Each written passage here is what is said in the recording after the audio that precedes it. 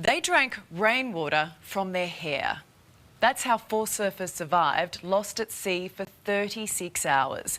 Fellow Aussie Grant Richo Richardson used his gut instincts to find them.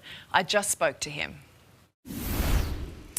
Richo, mate, I know you hate hearing this and you'll disagree, but without you, this probably would have ended very differently. You must have had every emotion these past few days. Yeah, look, Ali, it's been an insane few days, and we can't even imagine what those guys went through in the water, what they were thinking. How did you even know where to look? Yeah, look, I had to make that decision myself, Ali. It was hard, but obviously we took local knowledge into play. I knew the currents, and then we just had to, I guess, bite the bullet and hope that our gut feeling was right. Richo, I'm just thinking about the enormity of that decision that you made in saying, let's look here, because we're talking about tiny specks in a very vast ocean. How confident were you that you would find them in time?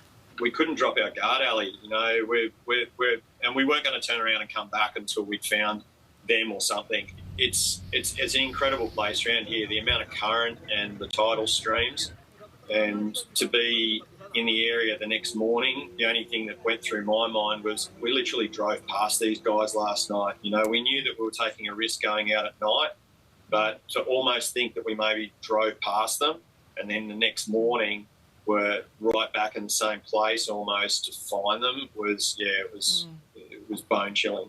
What was your reaction when you heard that they'd found them, but Elliot wasn't there?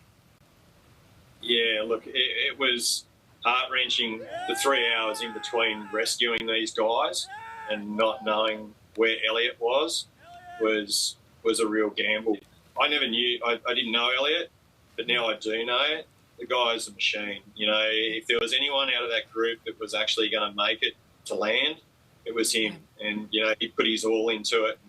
To listen to his story, God, it's chilling. He paddled his ass off, mate, and, you know, he's got the war wounds to show for it, you know, and his girlfriend, Steph, how she came out of the water in such good spirits was just a goddamn miracle. And, you know, she was actually the one that was incredibly elated then to find out that it hadn't been, you know, rescued.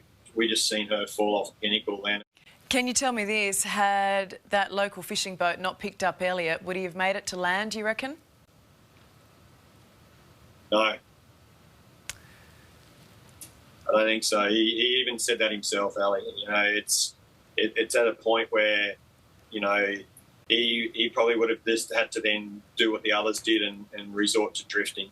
We were purely basing our area on drifting, and not on the fact that these guys were so strong and kept paddling. You know what, Richo? It's a lot, isn't it? Right. A lot. These guys are going to have to live with this for the rest of their lives, and it's going to bond them as a group. Did they have any food or water with them?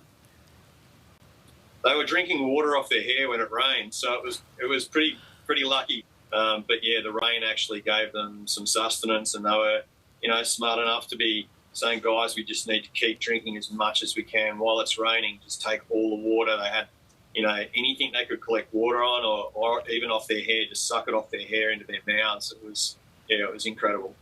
And that smart thinking actually saved the lives of the other 2 Indonesians on board. You know, the sad part about this mission was that, you know, there's still one person missing. Is it now considered that he is gone? It's been around 90 hours. I was going to ask you, do you think there's any chance of him being rescued? Yeah, look, my professional opinion, Ali, would be that I'd say it's a recovery now. If he is recovered, it's a miracle.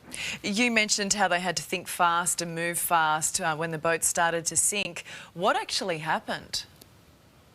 They got hit on the side of the boat a couple of times by waves. The boat started to flood. They were smart enough to say, okay, guys, quick, let's start getting some gear together in case we do end up in the water. They grabbed surfboards, they grabbed wetsuits, rash tops. They were smart thinkers. A lot of people in that situation don't think on their feet. and just it could have been such a different outcome. I mean, Richard, can you actually believe it? You found them. They're safe. It was, yeah, everyone just needed to cry, hug, let it out, and have a few drinks to sort of soften the pain, I think. But I actually just spoke to the guys before the interview, and I think they're all ready to go home. I know you say, Richo, it was a group effort, and it definitely was, but from the surfers, and I know their families, they're just so grateful that you're there. You're a legend. Thank you. Cheers, Ali. We're no heroes, mate. Yeah, Richo, and everyone involved.